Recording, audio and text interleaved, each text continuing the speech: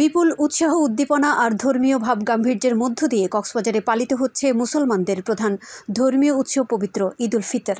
জেলাব্যাপী পবিত্র ঈদ উল ফিতরের জামাত অনুষ্ঠিত হয়েছে মহা সমারোহে।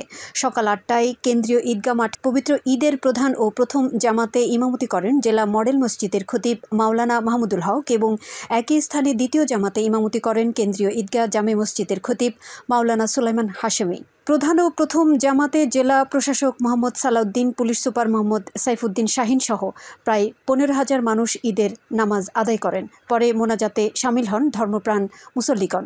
এছাড়া শহরের বদরমোকাম, বাহারছড়া, বড়বাজার, টেকপাড়া ও বায়তুশ শরফ জামে মসজিদে নির্ধারিত সময়ে ঈদের জামাত অনুষ্ঠিত হয়। এদিকে জেলার উপজেলাগুলোতে যথাযথ ভাব গাম্ভীর্যের মধ্য দিয়ে পালিত হচ্ছে মুসলমানদের সর্বোচ্চ ধর্মীয় এই উৎসব। উখিয়া উপজেলায় মসজিদে মসজিদে শান্তিপূর্ণ ও সুশৃঙ্খলভাবে ঈদের নামাজ শেষে দেশ ও জাতির কল্যাণে বিশেষ মোনাজাত করা হয়। সকাল ৮টা ৪৫ উখিয়া কেন্দ্রীয় জামে মসজিদে ঈদের নামাজ অনুষ্ঠিত হয়।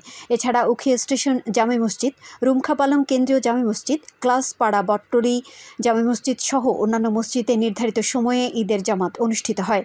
টেকনাফ উপজেলায় ১২টি ঈদের জামাত অনুষ্ঠিত হয়েছে। এর মধ্যে সকাল ৮টায় উপজেলা কেন্দ্রীয় জামে মসজিদে ঈদের প্রধান জামাত অনুষ্ঠিত হয়। এছাড়া পৌরসভা ঈদগাহ মাঠ, মডেল থানা মসজিদ সহ অন্যান্য স্থানে যথাসময়ে ঈদের জামাত অনুষ্ঠিত হয়। মহেশখালীতে সকাল ৯টায় উপজেলা কেন্দ্রীয় জামে মসজিদ মাঠে ঈদের প্রধান জামাত অনুষ্ঠিত হয়। নামাজ শেষে বিশ্ব শান্তি কামনায় মোনাজাত পরিচালনা করেন মাওলানা এনামুল হক। এছাড়া গরুঘাটা বাজার জামে মসজিদ, নতুন বাজার কেন্দ্রীয় জামে মসজিদ, পৌরসভার পটিবিলা মোহরির ডেল জামে মসজিদ সহ অন্যান্য ঈদগাহ ময়দানে ঈদ উল ফিতরের নামাজ অনুষ্ঠিত হয়েছে।